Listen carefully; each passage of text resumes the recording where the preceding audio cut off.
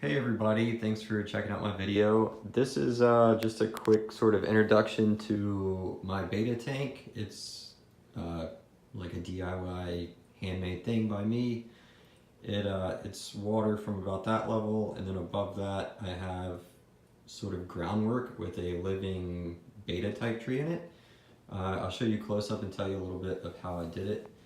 So to begin with, I built a tank like this with my roommate several years ago, a 55 gallon, and that is still thriving. We moved apart, but he still has it and is keeping up with it, and it's great. It's got lizards and stuff living in the top and cichlids and stuff in the bottom.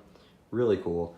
So I used the same technique to make my groundwork on this, which we can get a good shot of.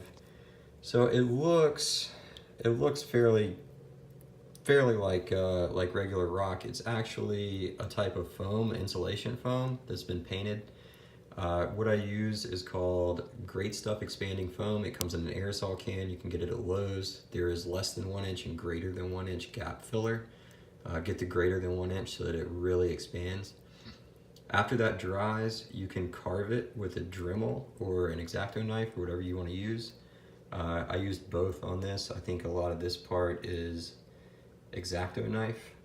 Just keep in mind that you have to build inside of your tank and it will be adhered to the tank. I guess you could do like a removable type of insert or whatever, but the ones that I built I've done in the tank, so you're reaching in at weird angles to carve and paint and everything.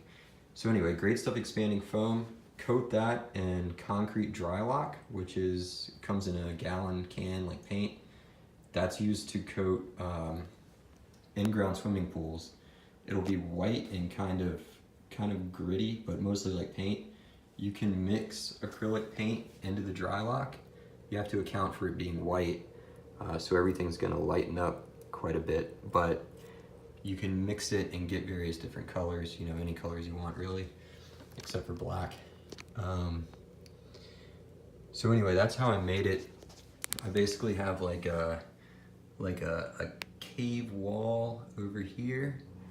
The back side of it is a cave.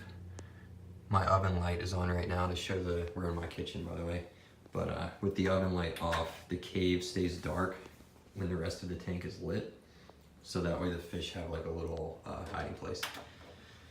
But I use like a sheet of plastic, which I used 100% silicone to join to the tanks to make the main structure, and then coated that in the Drylok and the Great Stuff and everything.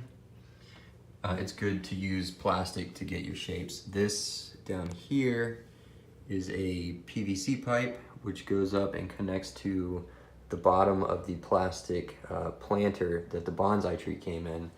That way, if you see there's a hole in the pipe, water comes up and actually fills the bottom of the planter to keep that soil moist. The tree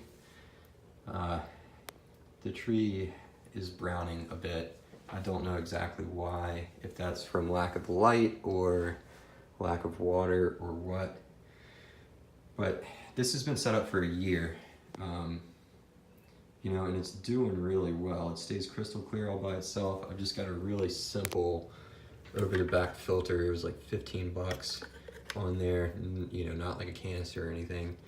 The water is returned down a little creek, and then the creek has a bit of a waterfall. There you go. If you can see, that has gotten really full of like hair algae, which is good because it's like an extra biological and physical type of filtration. Basically no particles get back into this tank. I'm having a bit of a snail issue, but I don't hate that. I've got shrimp in there, so I don't want to use I usually use a bag full of pennies, and the copper kills the invertebrates, but I don't want to kill my snails or my shrimp. So I'll just have to deal with the snails, I guess. But this houses a coolie loach, which I'd be very impressed if I could find, and a male dragon scale beta. I haven't always been a fan of betas, but I really liked the look of this guy. And this tank isn't big enough for multiple fish really anyway, so I definitely recommend keeping a beta in something bigger than a bowl though. I think that's kind of cruel, and he likes getting around. He likes the cave, he likes being in the roots of these different plants and stuff, you know. Never seen him go in that little hole, but he likes swimming around. He likes a little bit of current that comes from the waterfall type thing. And yeah, this is just a 10. There's probably only, I would estimate, 4 gallons of water when you think about the gravel and the space that's taken up by the groundwork. But this is definitely something you can do at home. And it is non-toxic. It's totally safe for the fish. This is the 3rd tank I've built like this, and I've never had any ill effects. I've never seen the foam or the paint start to break down. Like I said, my roommate's tank that we built like this the first time has held up for 3 years now. This one's only 1 year old, but you can actually see one place where this little spot is kind of tight if I want to reach in and clean it or anything, but one place where I kind of chipped the foam, you can see the yellow foam underneath. And it is pores, it will get water in it, it will not float as long as you have it pretty securely affixed to the sides of the tank. I actually use 100% silicone all the way around the edges as best I can after I put the groundwork in, and then paint it. And that seems to really hold it in place. You'll notice that I've painted the sides of the tank black in some areas. Did like some little stalagmites here because this is the cave, but I just masked that off and spray painted it. That hides the ugly foam and everything that you would see otherwise that's pressed up against the glass. If that wasn't there, there would just be like yellow, clumpy looking foam and air pockets and like the white sheets of PVC that I used, you know, pressing up against the glass. So you just paint the outside as minimally as you can. You don't want to take up too much of your viewing window, but just hide that great stuff and everything. Yeah, so that's about it. I've got some hair grass growing down there. Forget what that plant is called. It's doing really well though. It stays really clear. I don't think I've scrubbed this tank or anything in 2 months, and there's not a speck of algae in there. The plants and the snails are doing a great job of that.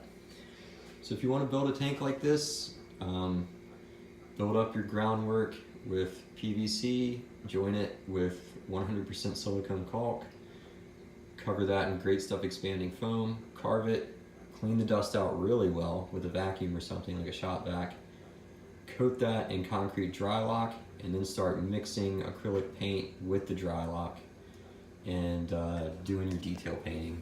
And you can get something totally unique to give your fish somewhere really cool to hide, and it becomes like a little work of art. There you go.